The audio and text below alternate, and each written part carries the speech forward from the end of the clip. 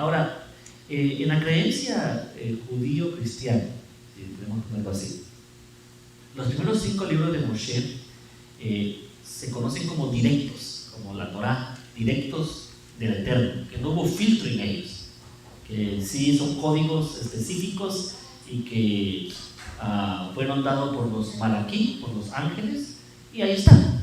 Para todos los demás son un comentario de esos 5, y más comentario haya, mucho más sabor de la vasija, del lugar, del tiempo, de la cultura, del lenguaje en que fue escrito. Y nosotros tenemos que entender que para poder tener una buena vista de la historia del primer siglo de Israel y lo que sucedió en ese tiempo y cómo nos afecta hoy en día como creencia, como religión o como ideología. Al final tenemos que eso nos hay una como interferencia, y tenemos que quitar como velos para alcanzar otra vez eso específico ahí. Eso es un historiador. Un historiador no solamente está contando una historia, sino que está buscando el porqué de las cosas, por qué es que sucedieron así. Por ejemplo, cuando hablamos de Cristóbal Colón, a nosotros claramente nos dijeron que Cristóbal Colón andaba buscando otra forma para llegar a la India, y que querían ganar a los portugueses y a otros, a Inglaterra y a todos estos, y fue con la reina y le pidió ayuda, y la reina como que tenía un gusto con él y le dio 3 barcos. Ahora, ¿por qué le dio estos ladrones en vez de gente buena para que le llevaran los barcos? Nunca nos explicaron eso a nosotros, solo dijeron que se trajo a la gente que estaba en las cárceles y se las trajo. Y nunca supimos por qué la reina hizo algo así, pero ahí es donde, como no somos historiadores, sino que somos lectores, no nos importa, se dice que es rojo, no, que es rojo, pero eso no es un historiador. Entonces, ¿por qué es rojo? ¿Por qué dice que es roja? Pudo ser verde, pudo ser amarilla. Igual vinieron y sabemos que vinieron aquí a América, y sabemos que Cristóbal Colón venía para otra forma, pero al final cuando llegaron acá, como que ya sabían qué estaban haciendo aquí, no es como que se sorprendieron mucho. Y vemos que el trato que Cristóbal Colón tenía a los indígenas, después cómo cambió su trato hacia ellos. Después regresa él a Europa, a España, y muere de una manera que no tiene sentido. Muere solo, pobre, sin ningún honor. Y esa es la historia de Cristóbal Colón, y nosotros nos la hemos creído desde que nos la contaron, nos la leímos o nos la contaron. Pero cuando comenzamos a indagar quién era Cristóbal Colón, nos damos cuenta que su nombre no era ni Cristóbal, sino que era Moshe. Moshe, ¿por qué era Moshe? ¿Y por qué se llama Cristóbal? Nos dimos cuenta más adelante de que en el tiempo, en 1421, ¿qué estaba pasando en España? Bueno, la Inquisición estaba en esa parte, en ese tiempo de su apogeo. Y nos damos cuenta de que Cristóbal Colón en sí era un sefardita, era un judío sefardita, y que al final lo que él quería era, él se creía un profeta. En sus crónicas se habla que él es como Moshe, por eso es que su nombre es Moshe, que quiere sacar al pueblo de la esclavitud, en este caso de la muerte, de la Inquisición en España. Sucedió algo muy importante en ese tiempo. Cuando el 21, la Inquisición hace que la mayoría de judíos salgan corriendo de España, y muchos de ellos se van a Israel, que no habían regresado a Israel porque no había nada que regresar. Es mejor vivir en Estados Unidos quizás que en su país, pero si lo están sacando de aquí a uno, ni modo, se tiene que ir al lugar donde uno es. Claro está. Y vemos que en ese tiempo los sefarditas, estos judíos sefarditas, la mayoría, no la mayoría, pero bastantes de ellos se van a Israel, y muchos se van a una ciudad llamada Safed, que es el lugar de los galileos, de Galilea, y ahí forman una comunidad, y entre esa comunidad se forma quizás la comunidad más importante de cabalistas de todos los tiempos, y es ahí donde Isaac Luria y todos estos hombres elevan la Torá. La historia nos puede decir mucho, ¿no?, de qué es lo que sucede, por qué alguien toma esos cursos o esos routes, esos caminos. Bueno, en la cosa de Cristóbal Colón es eso, perdemos mucho por no preguntar. Esa es la verdad. Creemos que la historia es, porque está en un libro, así es. porque hemos creído en un libro nosotros. Y como el libro es infalible, creemos que todo lo que está escrito es infalible. Así lo vemos nosotros. Tanto de que si cuando uno escribe un libro, la gente cree que uno ya es el maestro total de algo. Usted prefiere un libro lo que usted quiera y lo puede publicar, que eso no quiere decir que sepa mucho. Pero la idea siempre es así, ¿no? La idea es de que el escrito tiene fuerza en nosotros. Lo triste, como hablamos la vez pasada, es que somos creyentes de un libro y la mayoría nos cuesta leer al nivel de 4º grado primario. Leemos, pero no sabemos exactamente qué estamos leyendo. Creemos que sabemos lo que estamos leyendo, pero hay mucho que se está perdiendo en nuestra lectura. De igual manera es esto. Al final, Cristóbal Colón, ¿verdad? Entendemos que lo que trajo de ahí eran judíos, que vinieron a América y que aquí formaron comunidades judías, y que por el miedo de la Inquisición que se vino para este lado del charco eventualmente, fueron perdiendo. Pero todo esto porque cuando hablamos del primer siglo en Israel y hablamos de la misma Torá, tenemos que preguntarnos por qué está escrito como está escrito. ¿Por qué está así? ¿Qué es lo que quisieron decirnos realmente? Podemos oír filtros y filtros y filtros y filtros de los padres de la fe. Imagínense como San Agustín, que de San Agustín no tenía nada, Agustín y los padres de la fe que le llaman, hasta Constantino, tratar ese filtro, o tener un poquito más de seriedad, ¿verdad?, históricamente, y poder ir hacia atrás, es decir, vamos a ver qué hay atrás. Esa es la razón del histórico, y en esta carrera, esto es lo que va a ir viendo usted históricamente cosas que no concuerdan y que usted va a tener que escudriñarlas. Siempre es más fácil pelear que estudiar. ¿Okay? Quiero que sepa esa parte. A la gente le gusta pelear, muy poca gente le gusta estudiar. Así es, y usted tiene que reconocer eso. Así que no puede tirarle las perlas a los cerdos. Eventualmente tiene que dejar de pelear. Usted, porque si aprende esto, mucha gente quiere pelear con uno. No de pelear con ellos, porque al final de que estudie y platicamos, ¿verdad? Hay otro dicho en Guate que dice: no, porque puede hacer piedras, tienes que tirármelas. Estas palabras, usted tiene sus creencias, no me las pide, pues. Cada quien tiene sus creencias. Aquí vamos. Muy importante para entender el texto, entender la enseñanza, entender la idea, tenemos que tener esa interpretación. Hablamos de una interpretación básica. Dijimos que estaba dividido en cuatro partes, ¿se acuerdan? Que era Peshat, Remes, Drash, Sod. Y esto va a estar repitiéndoselo en todas las clases, no tenga pena, eso se repite y se repite y se repite. Y dimos algunos ejemplos de eso. Recuerden, Peshat es lo literal. Si dice que es un arca, es un arca. Tiene que aprender a leerlo literal. No que lo tenga que creer todo literal, pero tiene que aprender a leerlo literalmente, como base. Peshat, cuando hablamos de Remes, hablamos de una pista, que está diciendo una cosa, pero está diciendo otra. Cuando hablamos de Drash, estamos hablando de símbolos, el dragón. Alguien me preguntó a mí el sábado: mire, ¿y qué va a pasar con Leviatán? Si usted cree que hay un dragón literal, pues entonces le va a pasar lo que le pasa a todos los animales, eventualmente se tiene que morir, me imagino. Pero si lo vemos quizás en una pista, Leviatán puede ser, está hablando quizás de un enemigo de nosotros. Si es un símbolo, quizás está hablando de Hasatán mismo, ¿sí? O si es un sol, quizás está hablando de una era, de algo, ¿sí? Eventualmente cada interpretación nos puede dar. Por ejemplo, la interpretación judía de Leviatán es que en las bodas del Mesías, la carne que nos van a dar es la carne de Leviatán. Así, esta palabra lo vamos a comer nuestro enemigo, ¿verdad? Es un símbolo. Es todo. Ok, esos son los 4 niveles.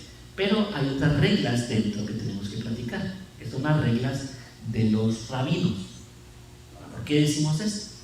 Porque el Nuevo Testamento, que le decimos el Brit Hagadah, Brit Hagadah, el pacto renovado, el segundo pacto, podemos llamar, el rabino Dan Ben Abraham le llama los códigos reales. Me hace muy bonito ese término, códigos reales. O los escritos del rey, también he oído yo. Todo muy bien. Menos no le llame Nuevo Testamento, creo que va a estar bien usted, porque el Nuevo Testamento no tiene sentido. Como todos ellos, todos escribieron esas cartas, incluyendo la Besorá, los evangelios, son rabinos. ¿Y cómo son rabinos? Escriben como rabinos, comen como rabinos, piensan como rabinos. A mí sí me dice que son rabinos. Entonces, tenemos que verlos de esa manera. Tenemos que usar las reglas que ellos usan para escribir. ¿De dónde agarraron esta idea ellos? Hay escuelas. Se dice que hay hasta 300 escuelas en el primer siglo de rabinos. Un historiador muy grande, Sabán se llama él, habla de que el Mesías, Yeshua, era tan como genial que sabía las 300 escuelas, sabía cómo usarlas. Y es usarlas. Es como cualquier escuela de medicina, escuela de dentista. Imagina que puede usar las 300 ideas que hay. Ahora, otra vez, esas son reglas. ¿Okay? En el primer siglo había dos casas principales. Una se llamaba la casa de Hillel y la otra la casa de Shammai. La casa de Hillel, que es un poquito 200 años antes que Yeshua apareciera, era la casa que en su interpretación era un poco flexible, y voy a decir poco porque si lo ponemos al mundo de nosotros no pareciera nada flexible, ¿okay? Pero en el mundo de ellos era más flexible que las demás escuelas. La escuela de Shammai era la escuela más dura de esas casas, de los fariseos. Ahora, había otras enseñanzas mucho más rígidas que ellos, como la de los esenios. Los esenios eran mucho más rígidos que ellos dos, pero no eran llamados rabinos. Los rabinos eran realmente los parushim, conocidos en el hebreo, o los fariseos. Los fariseos son exactamente estos que interpretan la instrucción. Entonces, usan diferentes reglas para interpretarla. ¿De acuerdo? La idea mayor, o la diferencia mayor entre ellos, es que Hillel miraba a los gentiles, a los goyim, los miraba no como enemigos, aunque no es que los amara, que tampoco voy a decir que los amaba, pero los miraba que si pudieran tener una afiliación, por lo menos Israel no sería atacado tan duro por las naciones. Él quería hacer como paz con los gentiles, para que los gentiles, en este caso, no vieran al judío como odio. ¿Okay? Algo como hoy en día que estamos viendo en la cristiandad. La cristiandad ha comenzado a tenerle amor a Israel. Antes no se miraba eso. Antes Israel por la tierra, pero el judío era arrasado en el asunto. Poco a poco hemos visto los símbolos, y en las iglesias cristianas se ve el shofar y la gente danza, porque de alguna manera sí, al judío eso le agrada. Le agrada de que el cristiano ha comenzado a amarlo, por lo menos a no verlo como el que mató al Mesías. Esa es la idea, ¿no? Hillel era muy inteligente, era sabio. Él habla de que de un león y de una cigüeña. Y en una parábola que él cuenta de que el león se le había trabado un hueso en la garganta, y le pidió a la cigüeña que metiera el pico para sacarle el hueso. Y entonces él dice en la parábola: ¿qué vamos a hacer? Nosotros somos la cigüeña y Roma es el león. ¿Qué hacemos? Metemos el pico, metemos la cabeza hasta la garganta y le quitamos el hueso, o lo dejamos que mire qué hace. Porque ¿qué si el hueso no es tan duro y no se sofoca? De seguro, porque no lo ayudé, la cigüeña va a dejar de existir. Pero ¿qué si le quito el hueso y era la razón de que pudimos matarlo? Y Hillel dice: no, hay que ir y ayudarlo, porque eso se recordará el Dios y nos tendrá un poquito más de compasión. Esa es la idea de Hillel. Que no, A veces cuando hablamos de Hillel y Shammai, vemos como un bueno y un malo. No, ninguno es un bueno o malo, sino que son diferentes interpretaciones y enfoque a lo que quieren hacer. ¿Okay? Algo importante en la historia es nunca ponerse del lado de los buenos o de los malos. Nunca va a aprender historia así. Porque en el momento que usted vea la historia de la Segunda Guerra Mundial, los japoneses son los malos y los estadounidenses son los buenos. Y nunca va a aprender qué sucedió del otro lado, qué estaban pensando, por qué lo hicieron. Gente inteligente, sabia, no tiene bandos. Aquí no hay bandos. Usted es un observador y está nomás viendo qué está sucediendo en la película. Shammai decía, no, hay que amar, hay que ayudar, hay que tener contentos a los goyim. Entonces sus reglas eran un poquito más flexibles para ellos, porque el judío permitía que el gentil pudiera participar de alguna manera de su religión, sin hacerse judío, sin hacerse prosélito. Podían ser llamados los temerosos. Y la Torah habla de ellos, los temerosos del Eterno. Tanto que se acuerdan Cornelio. Cornelio es un temeroso, ¿se acuerdan? Él ofrendaba, daba limosnas al templo. Era una persona que temía al Eterno, ¿no?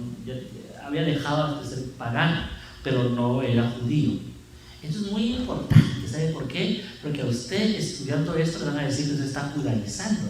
Y suena como chistoso, porque para judaizarlo a usted tendría que al hombre circuncidarlo a usted y pasar por un montón de reglas antes de permitirle hacer nada. No, eso no es lo que está sucediendo ni ahora ni antes. Lo que está sucediendo es que hay diferentes acercamientos hacia la religión judía de ese tiempo. Que esa religión que le estoy hablando yo de ese tiempo es la religión de Yeshua.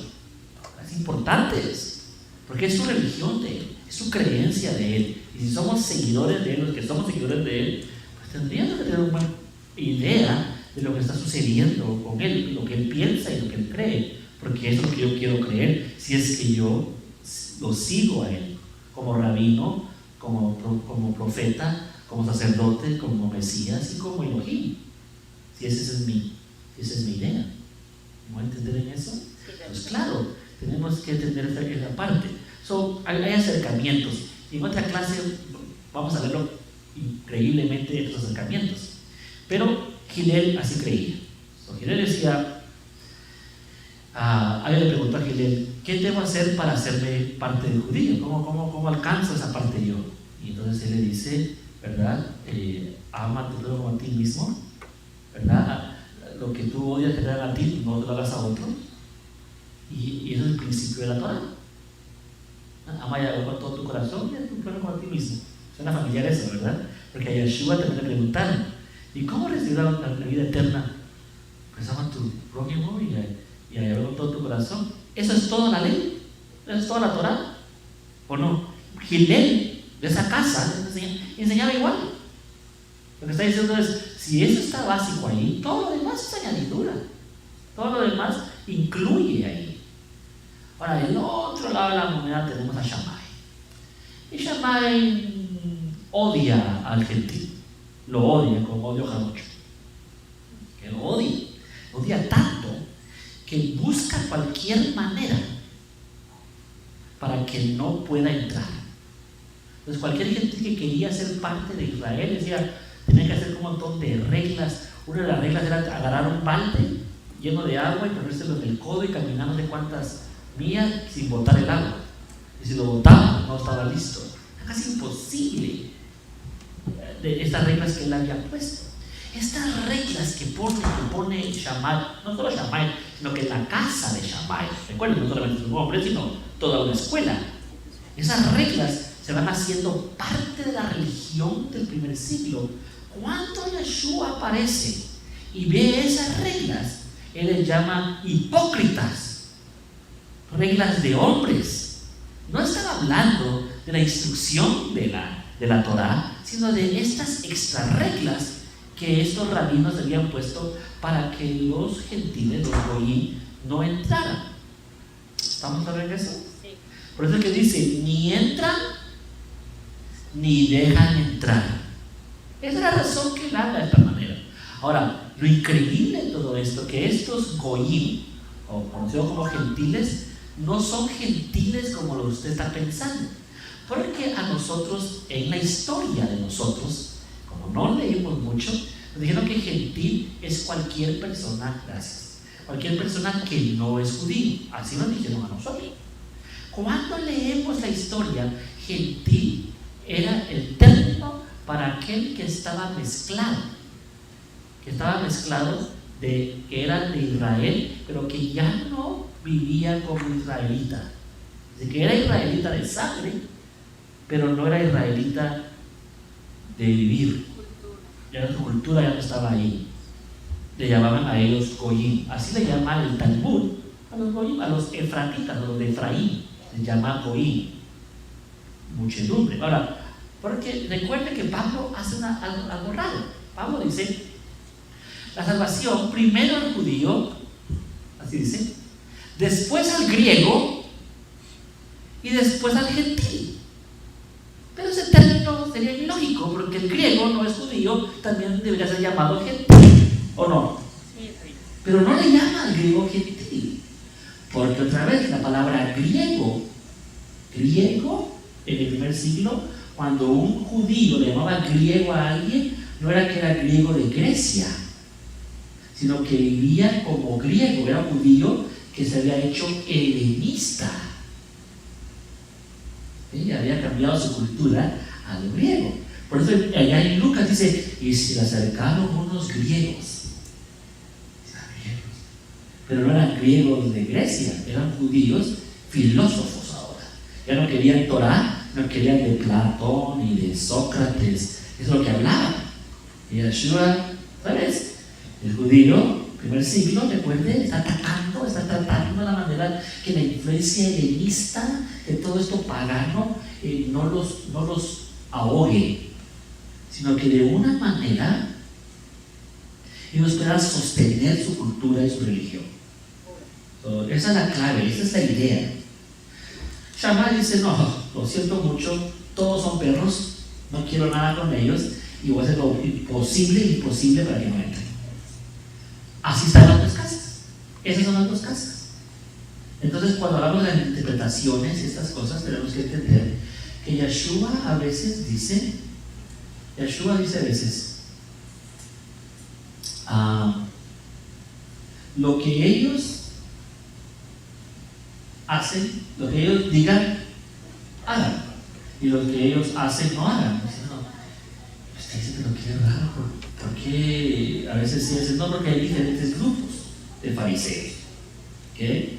Y quizás algo que la gente en la cristiandad a veces se asusta es que el mismo Yeshua era fariseo, era de la casa, hablaba como fariseo y enseñaba como fariseo, vivía como esenio a veces, tenía mucho esenio en él. Y más adelante, los dos hermanos muertos, cuando tengamos esa clase, vamos a ver la influencia de los esenios en Yeshua, pero como rabino era fariseo. ¿Okay? Muy bien. Vamos a hablar entonces de las leyes de Hillel. ¿Okay? ¿Estamos listos? Sí, estamos listos. Sí, usted había explicado el primer día que los fariseos eran los sacerdotes griegos que había puesto. No, los saduceos.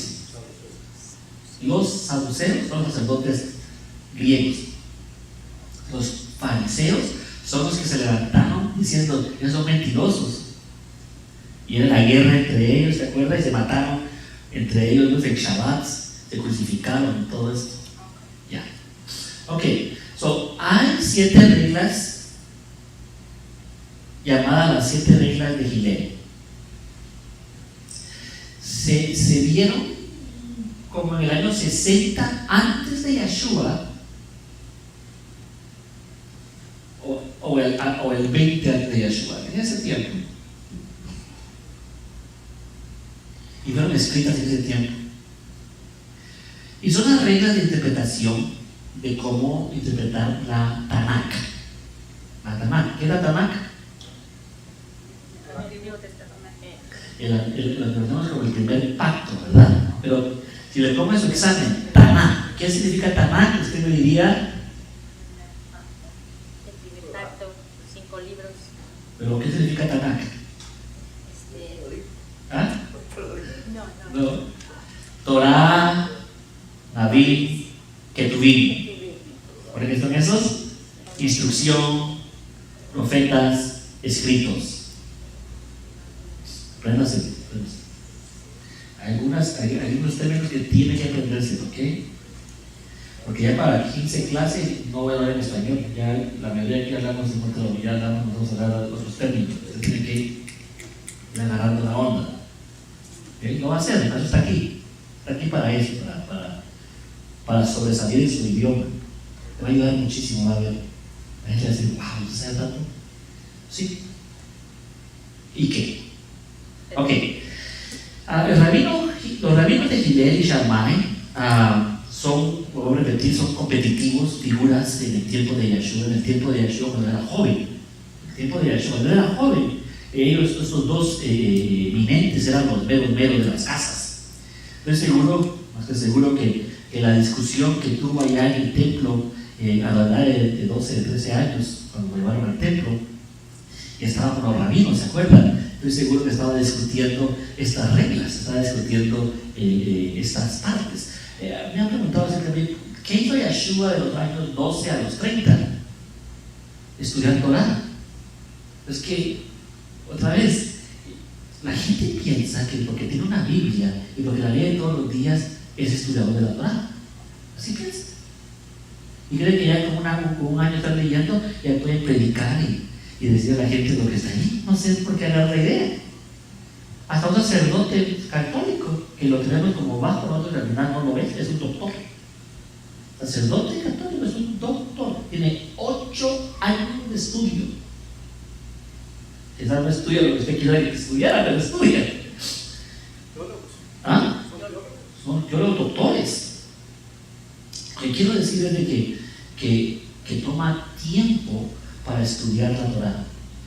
Necesita reglas, necesita formas para poder interpretarlas, para que usted pueda introducirlas a alguien. Esto es necesario acá. Entonces, ¿qué hizo Yeshua de los 12 a los 30 años? Simple, no hay misterio. La gente fue a la India, que se fue a Tibet. No, hombre. Hizo lo que cualquier persona que iba a ser rabino en ese tiempo. Agarró una beca de los rabinos, porque no podías estudiar Torah sin una beca en el primer siglo. Si no trabajabas, no comías. Óigame, si no trabajabas en un día, ese día no comías. No podías ir al banco, no había bancos. Te pagaban al día, no te pagaban por adelantado, te pagaban por el día. Entonces, para que alguien tenga la oportunidad de estar estudiando Torah sin trabajar, tenía que tener una beca. Y estos rabinos, estos fariseos, sabían quién tenía la cabeza y quién no. Entonces, sabemos que era un estudiador. Ahora, claramente, parece que Yeshua, en su inteligencia, estudió con ellos, pero tenía su forma, su propio sabor. Era un rabino del pueblo, no era un rabino de casa. ¿Okay? En otra clase hay una que se llama los rabinos, que vamos a ver la diferencia entre los rabinos. Pero Yeshua era rabino de pueblo. La diferencia es que los rabinos de casa tenían un certificado. Decían, yo me gradué de rabino.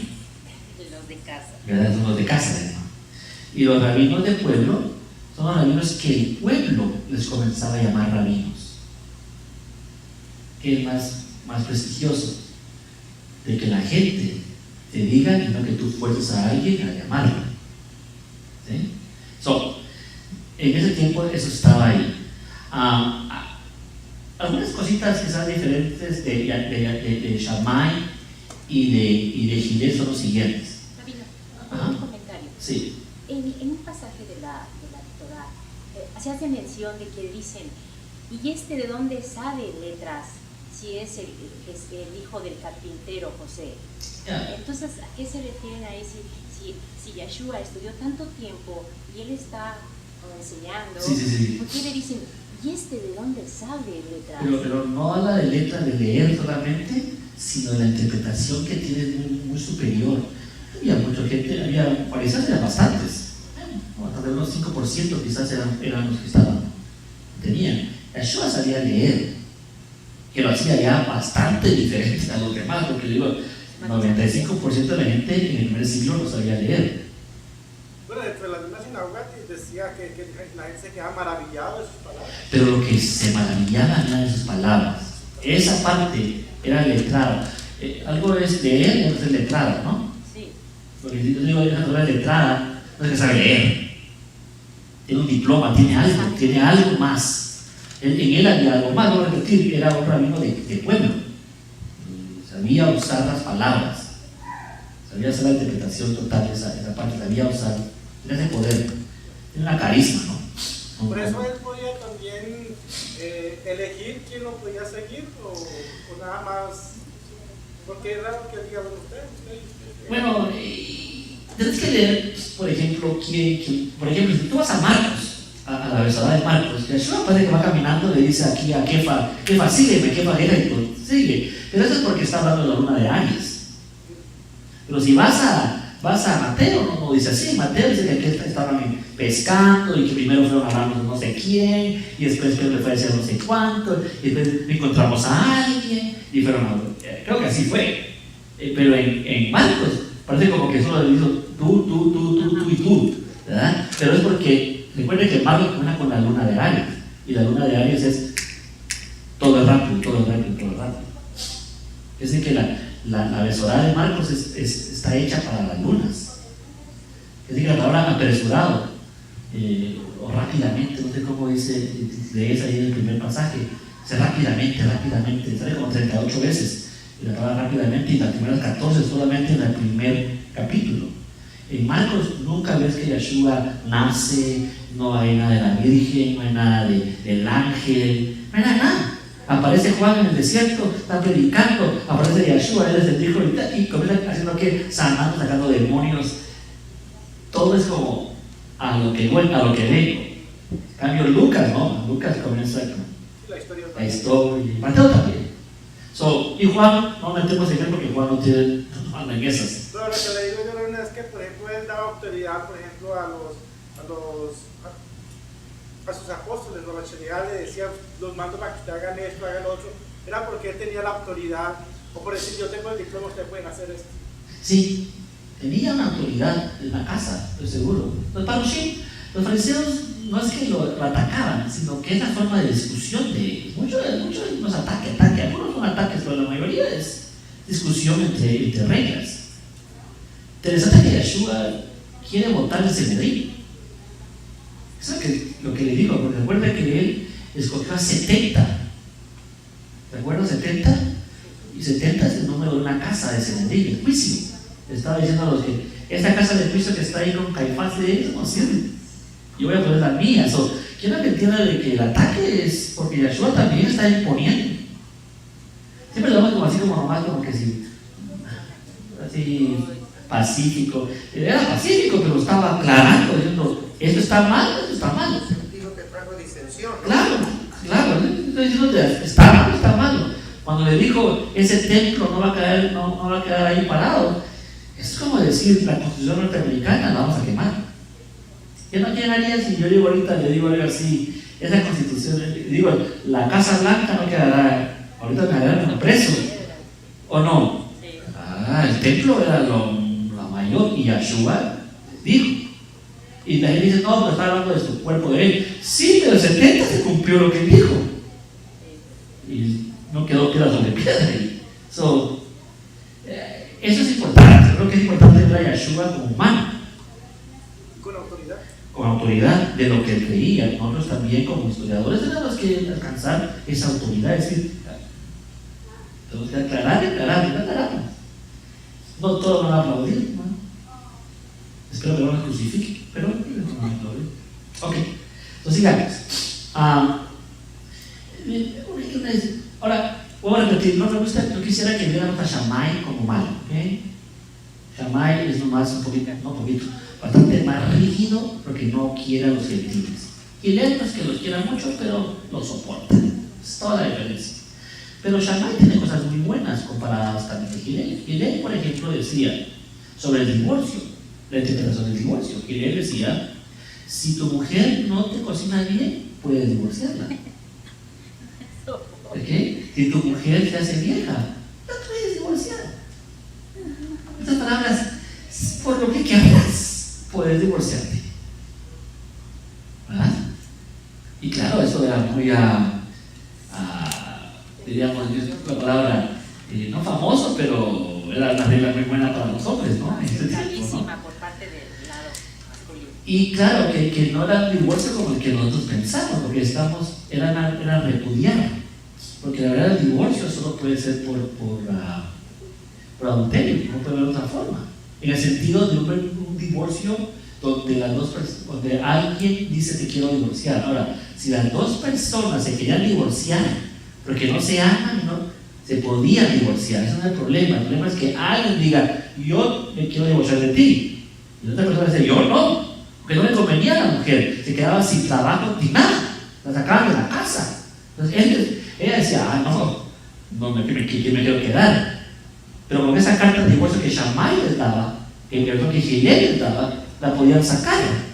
Entonces, la única manera de sacarla y repudiarla de esa manera es que tuviera ella adulterio. No es que solo con adulterio se puede divorciar, pero un divorcio debe ser mutuo. Así como se casaron juntos, las dos personas tienen que alcanzar esa idea de divorciarse, es que lo quieren hacer. Por lo menos en el primer siglo. No es hasta que entra la cristiandad y los papas y todo, y de tonterías de quién se casaba y quién no se casaba. Pero recuerden que los papas estaban tratando de tener los imperios intactos, y se casaban entre primos y qué sé yo, no les gustaba que se divorciaran porque imagínense un relajo de imperios, o comenzaron a decir que la divorcio no para nada. Y hoy todavía la iglesia católica, si usted quiere divorciar, se casó con él, se casó católico, hay que ir a una petición a no sé quién y un relajo. Y eso se metió a los protestantes, y la iglesia evangélica tiene la misma idea, ¿verdad? Aunque te pegue, te trate, que te haga y te vuelva, no te divorcies. Y lógico, por lo menos bajo las reglas, ¿verdad? Cultural de cada quien, pero bueno, cuando conviene, ¿verdad? Aunque está cambiando. Ok, esa es una diferencia, digamos, Shammai decía, Shammai decía, con tu mujer te casas, te quedas con ella, solo que sea por adulterio. Y Yeshua toma más de Shammai que de Gilel. Entonces Yeshua, aunque es más gileliano, a veces cuando no ve que las cosas están bien, se va al otro lado. ¿Ah? Pero fueron pocas ¿Shamayán? ¿Perdón? Fueron pocas veces, ¿no? Pocas veces, era más gilel. Pero sí tenía algunas veces, era un poquito más estricto. Por ejemplo, si vemos una de las reglas de oro, la regla de oro, Mateo 7:12, yo quiero que alguien me la lea, Matitiyahu, ¿verdad? 7:12.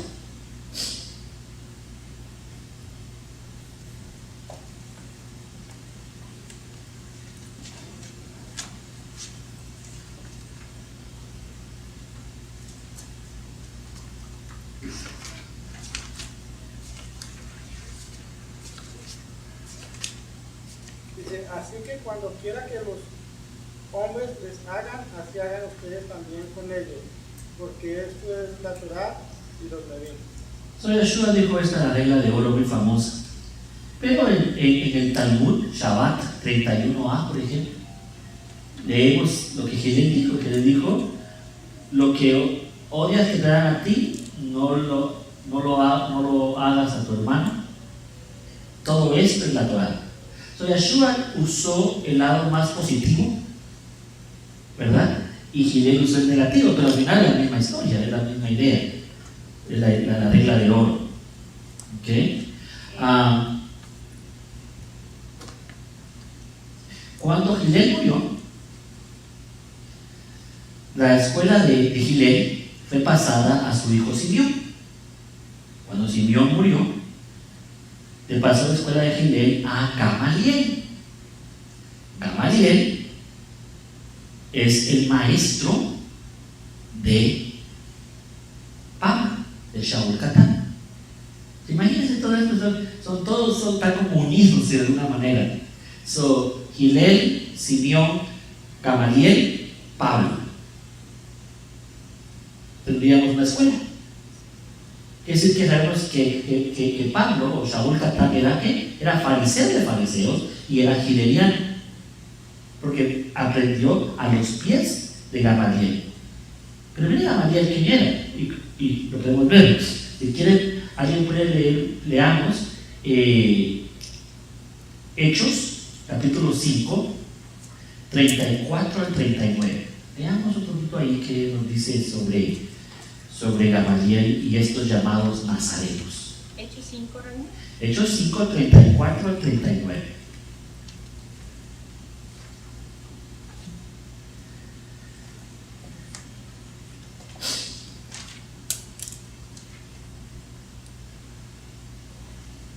Entonces se levantó uno de los Perushim, llamado Gamaliel, maestro de la Torá, respetado de todo el pueblo, y mandó que sacaran fuera a los Shelichim por un momento. Y luego les dijo: varones israelitas, tengan mucho cuidado y busquen que sea lo más prudente hacer respecto a estos hombres, porque antes de estos días se levantó Teudas, jactándose de que él era alguien. A este se le unieron aproximadamente 400 hombres, pero él fue muerto, y los que lo seguían fueron dispersados y reducidos a la nada. Después de él se levantó Yehudá, el Galileo, en los días en que se registraba el pueblo para el censo, e hizo desviar a mucho pueblo, habiéndolos persuadido a que lo siguieran. Pero también murió, y los que lo habían seguido fueron dispersados. Por tanto, yo les digo, aléjense de estos hombres y déjenlos, porque si este plan o este movimiento es de los hombres, se desvanecerá y pasará. Pero si son de Elohim, no los podrán reprimir, y quizás se hallen ustedes luchando contra Elohim.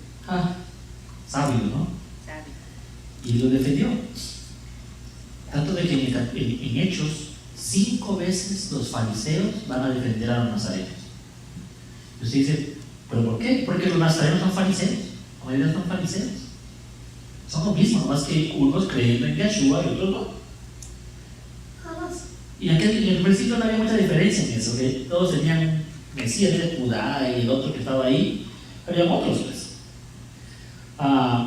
Y veamos Hechos 22:3, solo para ver esta parte.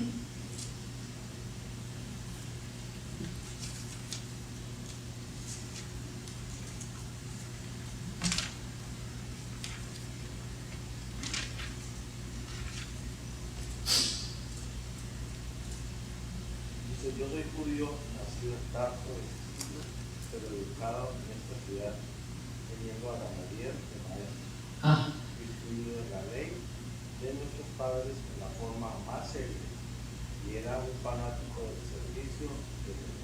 Oiga eso. Ustedes ahora. Oiga, está diciendo yo soy judío. Mi maestro era Gamaliel, y déjenme decirle que la mejor interpretación de la ley de mi pueblo era la casa de Gilel. También lo dice, ¿sí? Y es cierto, de todas las casas, Gilel era la casa más. Gilel significa luz, ¿verdad? Luz bella, luz fuerte. De ahí viene. Ok, si nosotros vamos a interpretar la instrucción, y Pablo, ¿cierto? Pablo interpretaba a través de estas reglas de su maestro, no sería muy buena idea que nosotros supiéramos las reglas también y cómo interpretar. Yo creo que es bastante lógico, ¿verdad? Entonces vamos a ir viendo eso. Veamos un pasaje más y comenzamos con las 7 reglas. Segunda de Timoteo 2:15, vamos a leer ahí.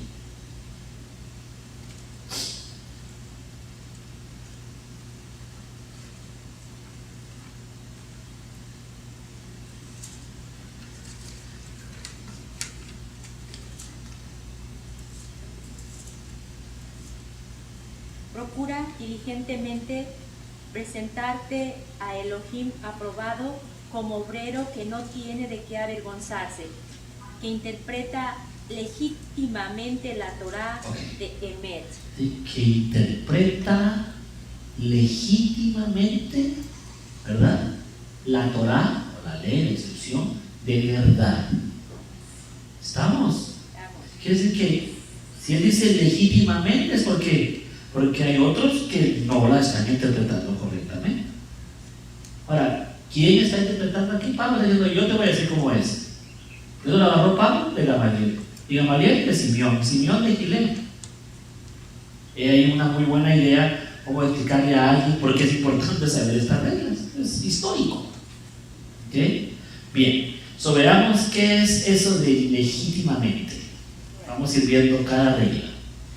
La primera regla es conocida como Cal o K de Carla, Cal,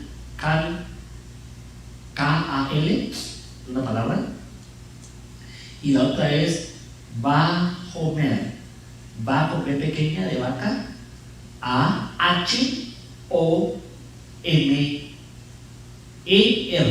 otra vez, B de vaca, A-H-O-M-E-R,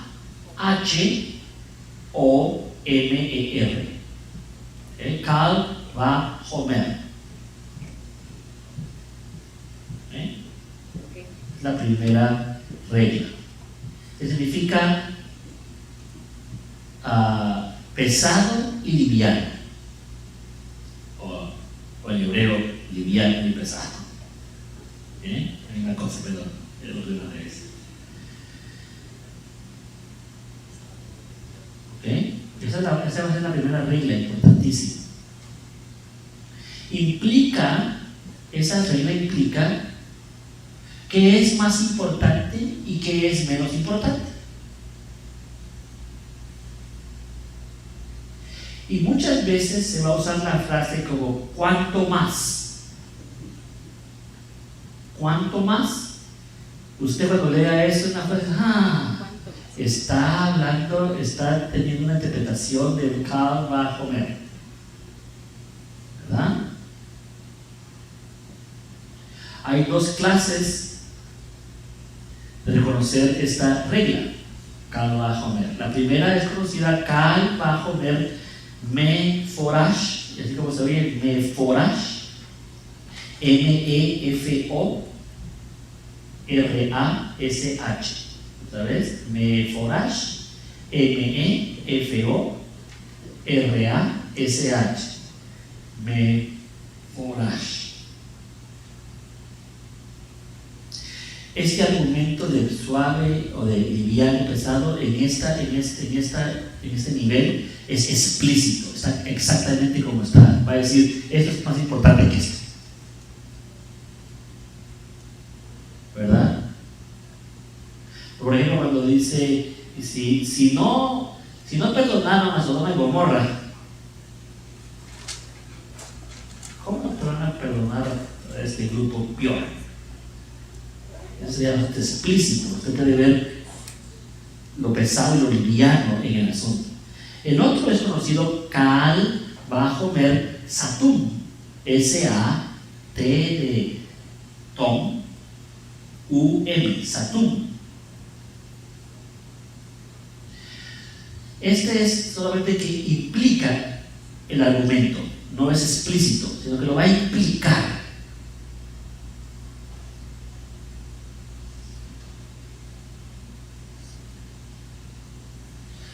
Vamos a ver estas dos formas en las frases, ¿ok? Para que lo vaya entendiendo. Pero si le digo Cal Vahomer, como cuando se acuerda que aquel que dice, si el juicio comienza por casa, ¿cuánto más por ti, pecador? Si el juicio comienza con los hijos, ¿qué le va a pasar a los que no son hijos? Le va a ir peor. ¿Quién es el liviano? Los hijos, que no son los pesados. Los de afuera. ¿Entendimos esa parte? ¿Cuánto más? ¿Cuánto más? Si aquel solo robó $10 y se fue a la cárcel, y tú que te robaste 100, ¿cuánto más vas a estar tú? Pesado, liviano. Ahora, veamos la interpretación natural. Vamos a usar primero la Tanakh, ¿verdad? La Tanakh, para entender eso. Vamos a ver.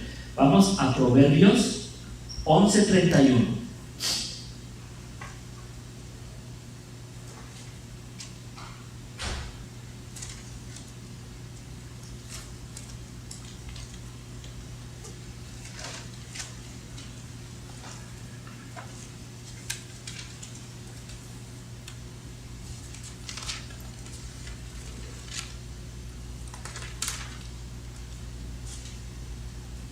Si el Sadik recibe en Eretz su paga, ¿cuánto más el Rasha y el Joté?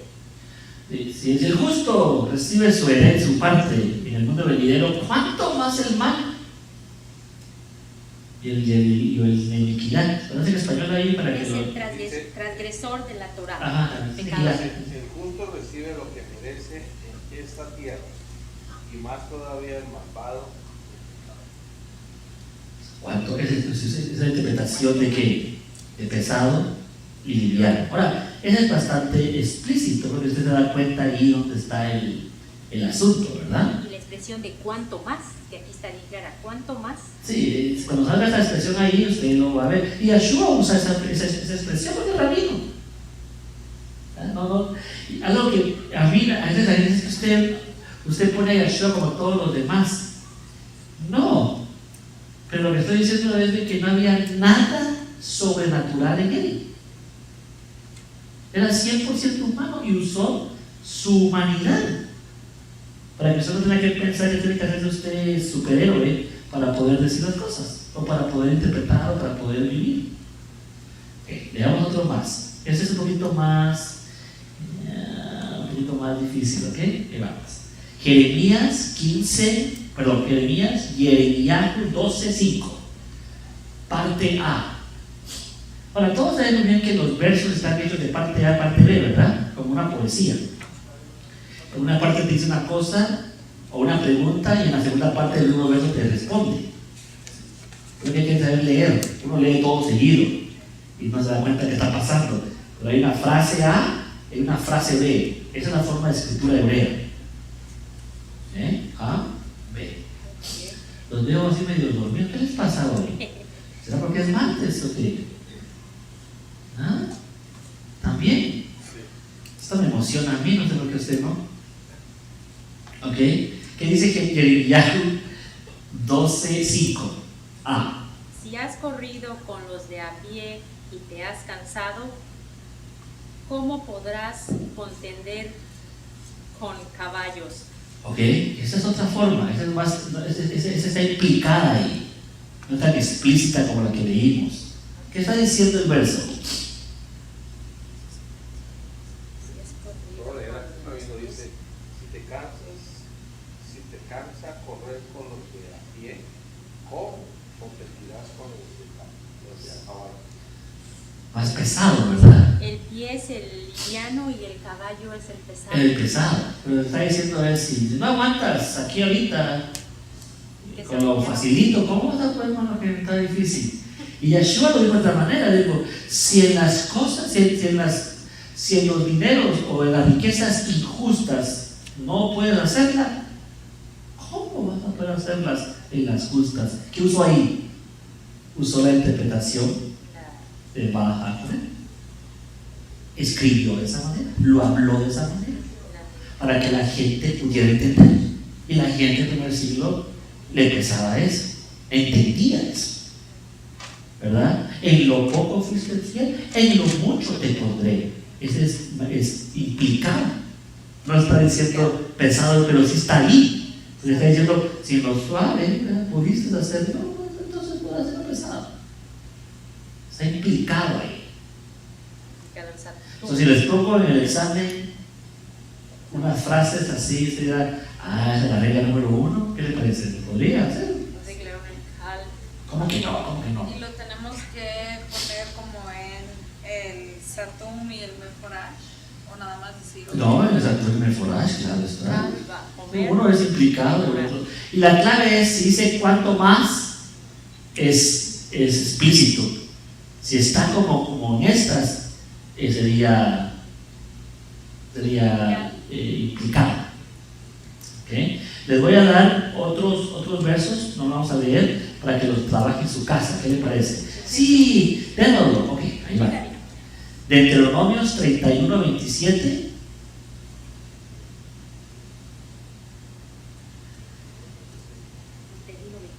Primera de Samuel 23, 3.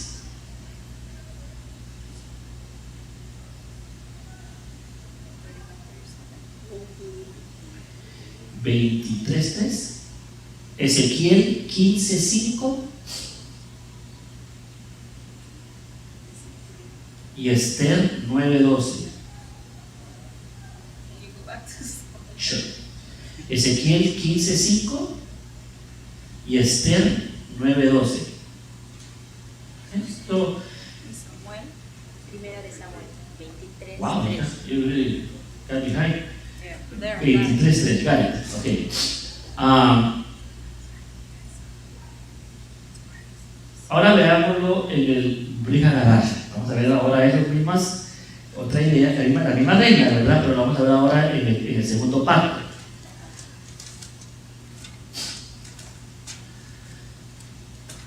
Ahora vamos a repetir. La mayoría de gente que lee la Biblia no tiene ni idea de lo que estoy hablando. Y algunos tienen doctorados en divinidades, pero no de qué divinidades de quién, porque no. Esta es todo. Esta es la carne y las papas del asunto. Ok. Veamos Juan 7:23. Juan 7:23.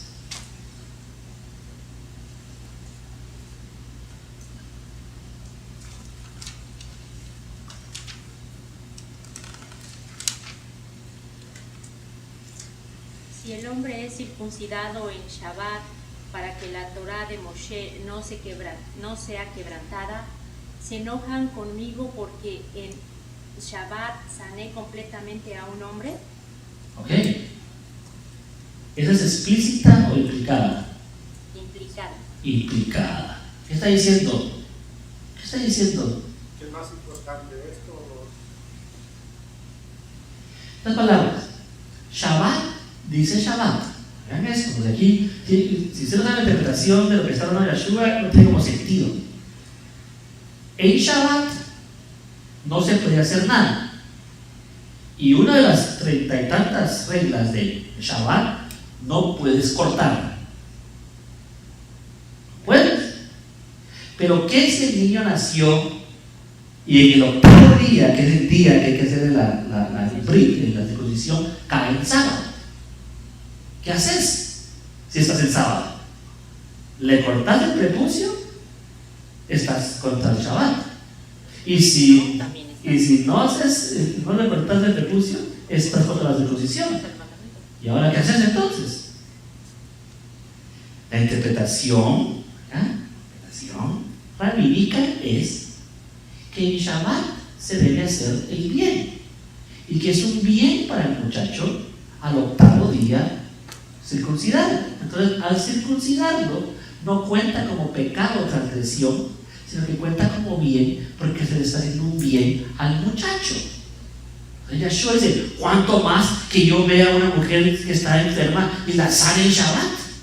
No le estoy haciendo lo mismo, pues. No le estoy haciendo algo bien, aunque estoy seguro que en Shabbat no deberíamos estar haciendo nada más que conectarnos a la luz, pero el hacer el bien es necesario. Son hipócritas. ¿Sí? Ahí es donde Yeshua interpreta esta instrucción. ¿Y usa qué interpretación? ¿Cuál? La Satum. Sí, pero ¿cómo se llama? Kal Vahomer Satum. Sí, exactamente, toda la frase, ¿verdad? Sí. Kal Vahomer Satum. Ahora entendió por qué le dijo eso a él. Porque la interpretación rabínica lo permite. Hoy en día, cuando comenzamos a leer de nuevo a Yeshua y ponerlo con los demás rabinos del primer siglo, nunca quebrantó ninguna ley. Nunca. Sino que era un gran licenciado. Entonces sabía usar la ley y la usaba para el bien de la gente. como un juez debe ser, ¿no? Un juez no puede ser 100, tiene que ver cuál es lo mejor para la gente. Ok, eso está muy bueno, está muy bueno ese. Quizás este es su examen ese, creo que está en su examen, ¿no? Ok, veamos otro. Entonces este es interesante. Mateo 12, 11 al 12. Mateo 12, 11 al 12.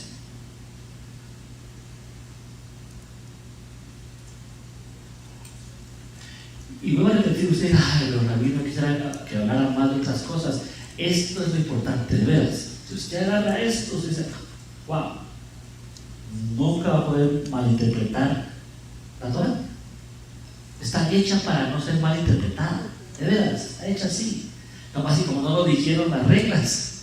Rabino, ¿sabes qué acaba de ver? En esta Biblia Ajá. no aparece ese verso. No aparece ese verso. En esta Biblia. 7:23. ¿Qué Biblia es esa? Esta es la católica, ¿no? Vamos a, esta es la. Esa es la de Jerusalén, ¿verdad? No, esta es la latinoamericana. No, pero no está. Sí, pero esa está para sacristán. Para sacristán. A ver, Le robaron entonces, el pedazo, Rabino. Imagínate. él les respondió: ¿qué hombre de entre ustedes que tenga una oveja, si ésta cae en un hoyo en día de Shabbat, no le echan mano y la sacan? Pues cuánto más vale un hombre que una oveja. Por tanto, está permitido hacer el bien en Shabbat. ¿Se da cuenta? Sí, rabino. Entonces, ¿cuándo usted? Ahora, eso es una interpretación, porque, por ejemplo, nosotros guardamos Shabbat, observamos Shabbat, pero observamos para hacer el bien. No somos sabatistas, no somos adoradores del sábado. ¿Verdad que con nosotros? El sábado fue hecho para nosotros, no para el sábado. El sábado está hecho para hacer el bien. Así lo interpretamos porque así lo interpretó el rabino Yahshua. Así lo interpretó. Y no solo él.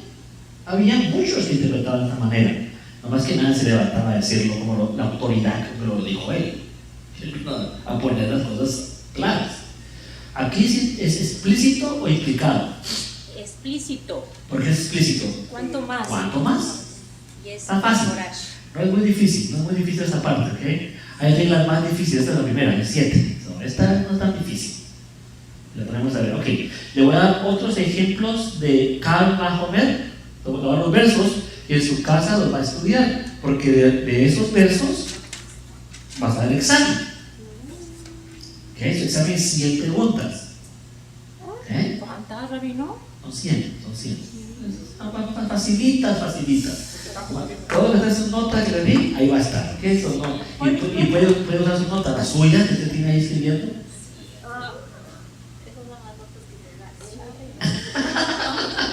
Como buen judío, ustedes escuchan. Ok, listos pues, aquí van los versos. Mateo 6:26. Mateo 6:30. Lucas 12:24. Y Lucas 12:28. Mateo 7:11. Lucas 11:13. Mateo 10:25.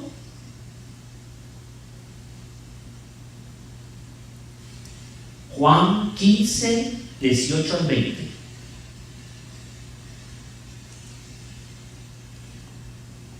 Mateo 12:12.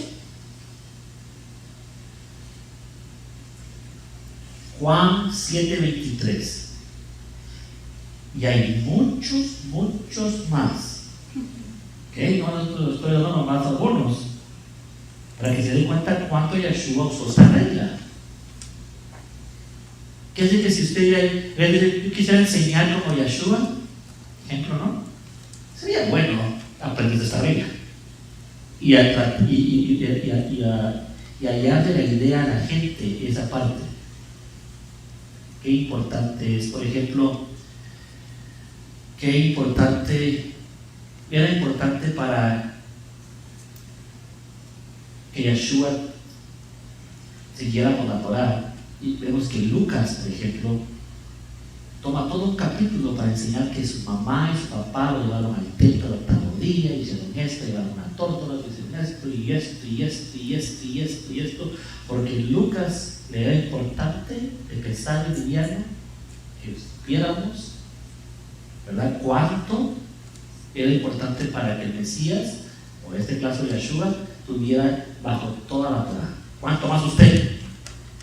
Esa sería la forma en que yo enseñara. Si él, siendo el Mesías, estaba bajo la Torah, ¿cuánto más usted, pecador? Si él hizo Shabbat, ¿cuánto más sí, usted? esa sería mi regla mía, usando la regla de baja a comer. Así enseñaría yo, ¿verdad? ¿Cuánto más? Si él en Shabbat enseñó, o en Shabbat fue a la sinagoga, ¿cuánto más usted? Menos el domingo otra parte.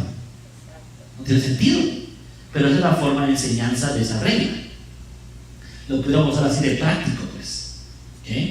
Ok, sigamos. Vamos a ver también a Pablo, porque Pablo también enseña de la misma manera. A ver si lo vemos a ver lo que es. Recuerda que Shaul Hatán es un poquito más complicado que Yeshua. Porque Shaul Hatán sí es certificado. Es certificado rabino, es fariseo de fariseos, es príncipe de Israel. Okay. ¿Ah?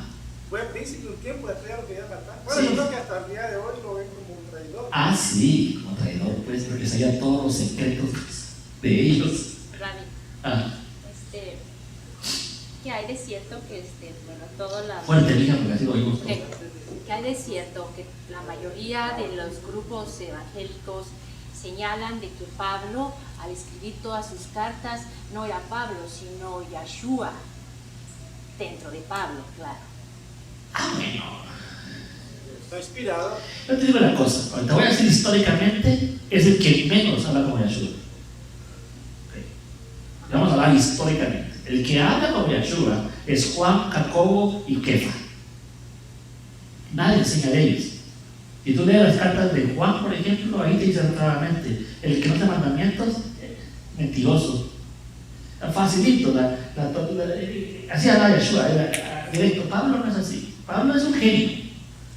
Es genial. Es otro estirpe. Él nunca habla de Yeshua. Nunca habla de su enseñanza. Nunca dice, y Yeshua dijo, última vez, solo habla de su crucifixión y su resurrección. De Yeshua, de ahí no habla más de él. Lean. ¿Quién lo encuentra? Esa parte encuentra en otra. Se le parece. ¿Le apareció? ¿Listo? Usted se puede decir lo mismo que Johanan y Jacob eran mucho más altos que Pablo. Demasiado más altos que Pablo. Mucho más altos. Lo eran los tres pilares. Y el mismo allá en Gálatas, en Calus. Dice Kefa, Shaul Hatán o Pablo, dice, y fui a los líderes de Jerusalén y estuve con el hermano de Yeshua, pero el que me junté todo el tiempo fue con Kefa, el pilar. Es que ellos aprendieron a los pies de Yeshua. El otro aprendió a los pies de Gamaliel. Dígame usted con quién quiere estar. Al final, humanamente yo diría que con los de Yeshua. Ahora, no hago de menos a Pablo, al contrario, es un genio. Y si lo entendemos correctamente, puede ayudarnos muchísimo a la interpretación de todas las cosas. Pero la forma que está la aramea, la peshita, por ejemplo, está. ¿No será un Cantinflas que así Pedro contra un, ¿te entiende? Con yo me voy así hasta allá, sin ofender a nadie, contra un estudioso Pablo, ¿sí me entiende? Ellos hablaban más al pueblo y Pablo tenía mayor palabra. Sí. O sea, en ese sentido, no sé si. Que Shaul Hatán. Pueblo, o sea, más. Y Shaul Hatán tenía un sabor helenista. Eso lo puedo decir. Yo te puedo deletrear dónde está su idea helenista de él. Cuando digo helenista es el filtro. Por ejemplo, si yo soy de Guatemala Y entonces yo te hablo sobre en Guate hay una, ¿qué te puedo decir? El Parque Nacional de Guatemala. Y yo te explico una historia espiritual usando el Parque Central de Guatemala. Vas a encontrar sabor ahí guatemalteco, que solo guatemalteco puede entender. Por ejemplo, donde Pablo nació y donde él estuvo por los últimos 7 años, 8 años de su vida, allí adoraban a Hércules. Cada año ponían a Hércules en una procesión y le ponían incienso como que estaba en las nubes y lo hacían flotar. Wow. Y Pablo ve esta parte. Cuando él trata de explicar a Mashiach, él usa ese tipo de lingo, de lenguaje, en las nubes, al Hijo divino, al Hijo del Eterno. Eso lo vio él dentro del paganismo. No que él era pagano, sino que su filtro es ahí. Kefa jamás de sus vidas vio algo así. Bueno, voy a explicar más tarde, quizás esa fue una más histórica, más antes lo voy a contar eso. Pero, por ejemplo, dice Pablo: corred la buena carrera y se te dará la corona. Un judío no corría, solamente que estuviera en angustia. No era deportista, no existía eso en Israel. ¿De dónde la agarró Pablo? Es que era romano, tenía parte romana. Él vio el estadio, vio que la gente corría y dijo: wow, ese es un buen ejemplo para enseñarle a alguien de que hay que correr la carrera hacia Mashiach. Ahora, eso lo va a entender alguien que es helenista. Él dice: pues sí, pero un judío que diría: ¿a dónde va a correr? ¿Con quién está corriendo? Lo está persiguiendo. Muy diferente. Por eso Pablo Kefa dice: sabemos que lo que dice es cierto, pero difícil de entenderlo, porque culturalmente está en otra órbita. Y no solamente cultural, sino que de educación está arriba de todos ellos. Ahora, por eso les digo, la Peshita, la Biblia aramea, ¿cuánto tiene así? Tiene Mateo, Marcos, Lucas y Juan. Hechos, Jacobo, Kefa, Juan, Yohanan, Hebreos, Apocalipsis y después Romanos. Las cartas de Pablo son las últimas, porque así está el raro. Pero la religión se dio cuenta que las cartas de Pablo eran más confusas y podían ser interpretadas mucho más rápido y mucho más a su manera. Tomaron las cartas, las hicieron primero, dejaron las de último que nadie lee. Muy poca gente lee a Jacobo, muy poquito. Por ahí hablamos de un cachito, ¿verdad? Pedro dice que también algo así que no, en la manera que hablaba Pablo no nos vamos a confundir. Sí, por eso mismo, pero ¿no sería bueno que eso estuviera al principio delante de leer a Pablo? Pero leemos a todo Pablo primero y al final leemos a Pedro diciéndonos eso, ya que interpretamos todo mal. Increíblemente que cambiar los libros, solamente cambiar los libros ya existe un relajo. No solo eso, la forma en que las frases están, los capítulos cortados, también te lastiman tu enseñanza. Porque te corta y piensas que hay otra cosa diferente cuando quizás no. O por ejemplo, la parábola de las 10 vírgenes no va allí. Al principal con capítulo 7, 8 de Mateo y lo ponen en el 25 después del 24. Entonces creen que tiene que ver con la venida del Mesías, esa parábola de las 10 vírgenes. No, ¿qué ver con eso? Pero como está después del 24, ya está el sabor de lo que se llama escatología, ¿verdad?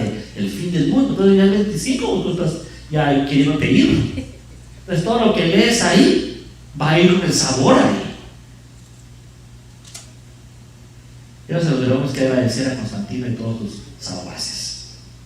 Pero eso es otra cosa. Cuando lleguemos a hablar de las cristiandades, te va a encantar. Esa clase te va a encantar porque va a ver toda la clase de cristianos que existieron. Ok.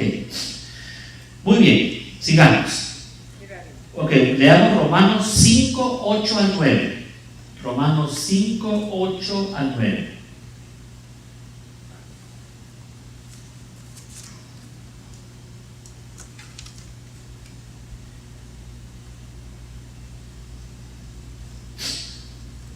Vamos a ver 2 o 3, siempre voy a dar todos los versos para que los vean en la casa. Tiene que leer, ok, por favor, es su clase.